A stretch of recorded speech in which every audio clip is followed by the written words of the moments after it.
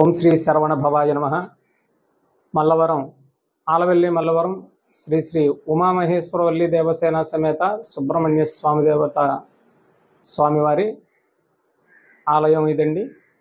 54 సంవత్సరాల వయసులో కూడా ఒక డాక్టర్ గారు వచ్చి సంతానాన్ని కవల పిల్లలు కానీ ఊరంతా పండగ చేశారండి. ఒక రోజంతా ఇక్కడ చరిత్ర ఉంది. అది వాళ్ళు ప్రతి సంవత్సరం సుబ్రహ్మణ్య షష్ఠికి ఆ సంతానం ఇప్పటికే వస్తున్నారని చెప్పేది ఇక్కడ చెప్తూ ఉంటారు.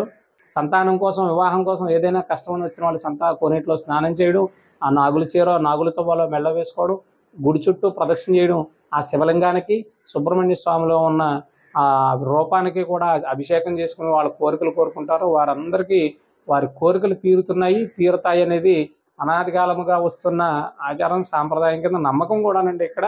అయితే ఆ గుడి కట్టడానికి నిర్ణయం తీసుకున్న తర్వాత, శివలింగాన్ని తెచ్చిన తర్వాత కోనేటిలోకి నుంచి వచ్చి శివలింగానికి చుట్టుకున్న ఆ పాము అలాగే నిత్యం పూజలు అందుకుంటూ 1964 వరకు కూడా పూజ చేస్తున్నంత వరకు ఆ శివలింగానికే చుట్టుకుని ఉండడం, పూజ అయిపోయిన తర్వాత మళ్ళీ వెనకాలకు వెళ్ళి నిద్రించడం, ఆ ఏదైతే నిద్ర చేసిందో దాన్నే శయన మందిరం కింద నిర్మాణం చేయమని పెద్దలు, పంచాంగకర్తలు అవనివ్వండి, పెద్దలు అవనివ్వండి, మహానుభావులు కొంతమంది చాగంటి కోటేశ్వరరావు గారు లాంటి పెద్దవాళ్ళందరూ కూడా మందిర నిర్మాణానికి ప్రోత్సహించడం, అదే మందిర నిర్మాణంలో వెళ్ళి నిద్ర చేయడానికి ఈ విధానం అంతా ఇక్కడ నిర్వహించబడుతుంది.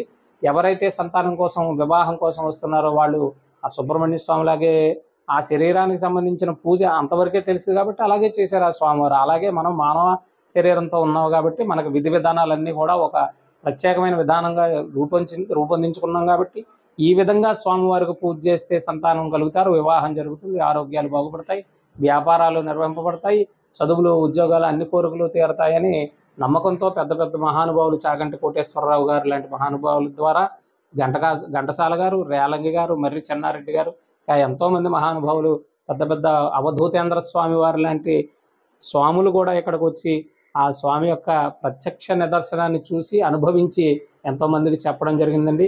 ఎవరైతే ఈ మల్లవరానికి సుబ్రహ్మణ్య స్వామి దేవాలయానికి పూజలకు రావాలనుకుంటున్నారో ఎవరండి, గొల్లప్రోలు మండలం, కాకినాడ తాలూకా, కాకినాడ దగ్గర, అటు కాకినాడ ఇటు అన్నవరం రెండు కూడా అందరికీ నోటెడ్ అయిన విలేజెస్.